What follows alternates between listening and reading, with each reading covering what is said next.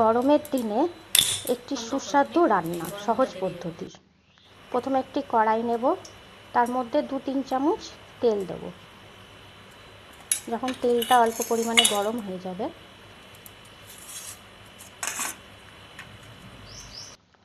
তার মধ্যে শুকনো লঙ্কা ও কালো জিরে ফোড়ন দিয়ে দেবো। ফোড়নটা যখন একটু হয়ে যাবে, তখন ওখানে 5-6টার মতন বড়ি দিয়ে দেবো।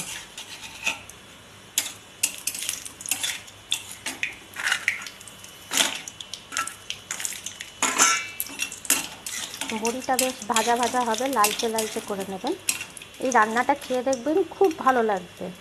গরমকালের জন্য খুবই ভালো রান্না, খুব ইজি প্রসেসে হয় এবং 5 মিনিটেই রান্নাটা হয়ে যায়। বেশি আপনাকে সময়ও দিতে হবে না গরমের সময়। তারপরে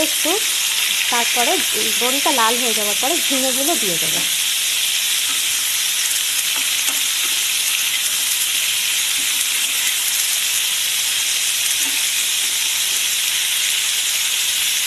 ঝিঙেগুলো একটু ভাজা ভাজা হবে।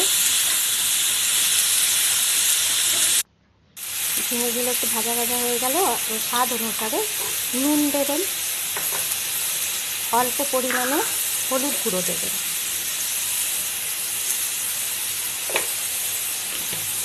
তারপরে একটুখানি চিনি দেবেন। আর এটা কিন্তু একটু নোনতা নোনতা, মিষ্টি মিষ্টি, মানে একটু ঝাল ঝাল হয়। আর 2টো লঙ্কা চিড়ে দিয়ে দেবেন এর মধ্যে।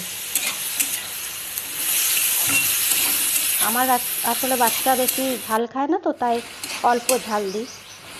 আপনারা যেমন ইচ্ছা তেমন ঝাল খাবেন, সেটা আপনাদের ওপর নির্ভর করছে। তারপরে এটা একটু ঢাকা দিয়ে দেবো।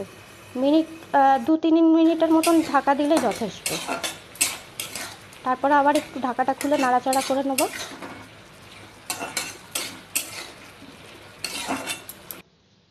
অল্প নাড়াচাড়া করে তারপরে দেখবেন ঝিঙের থেকেই জল বেরিয়ে আসছে। তারপরে আমরা এটার মধ্যে খানিকটা দুধ দিয়ে দেবো। আপনি দুধটা ততটাই দেবেন যতটা আপনার পরিবারের জন্য আর কি ঝোল রাখতে হবে, রসটা গ্রেভিটা রাখতে হবে, সেই পরিমাণেই একটু দুধটা দেবেন। আর দিয়ে অল্প একটু ফুটলেই দুধটা জাস্ট একটুখানি নাড়াচাড়া করতে হবে দুধটা দিয়ে।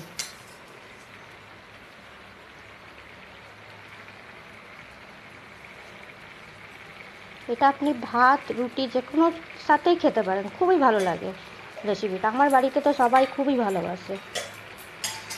ইভেন আমার ছেলে অন্য কিছু খায় না, কিন্তু এটা করলে ভালোই চেটেপুটে খেয়ে নেয়।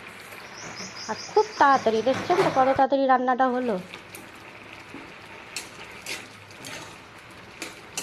এবার নাড়াচাড়া করে এটা আপনি গ্যাসটা বন্ধ করে এবার একটি পাত্রে ঢেলে দেবেন। অবশ্যই একবার বাড়িতে করে দেখতে পারেন, খুবই ভালো লাগবে।